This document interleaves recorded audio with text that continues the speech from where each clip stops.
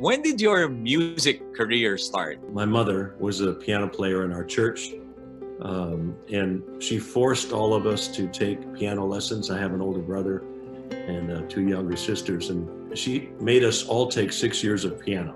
I hated taking piano lessons, and my mother said to me, "Donnie, you wear the clothes we provide for you, you sleep in the bed we provide for you, you eat the food we provide for you, you will play the piano." And I determined that if I ever got married and had children of my own one day, I would never abuse them like that.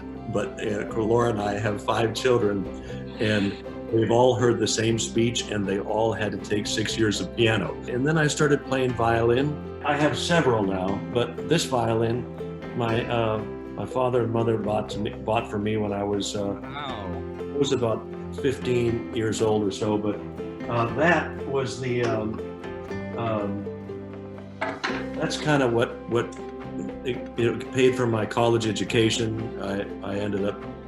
That's the only instrument I ever studied seriously, my violin, and that got me into symphonies and ballets and operas, and I only started playing guitar years later, and certainly wasn't planning on singing, because I did not like to sing in front of people, although my mother made us sing in church. Me and my brother and my 2 sisters, we had to sing. I don't know, I just kind of started writing songs, and then because I was writing songs, I started having to sing my songs, and the next thing I know, I was leading worship for a friend of mine, Terry Law, in a group called Living Sound. We traveled around the world, and then I started playing piano and singing, and so I kind of fell into it.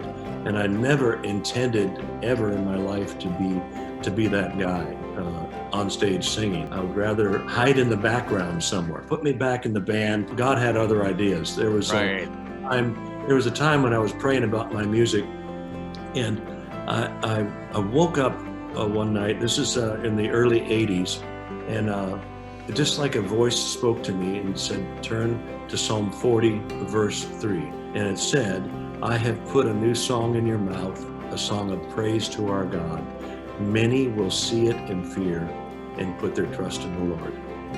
And I remember feeling that something had happened in my heart. And I told my wife the next day, it was like I've been ordained into something. And then from that point on, I began to lead worship a lot more, and here I am today.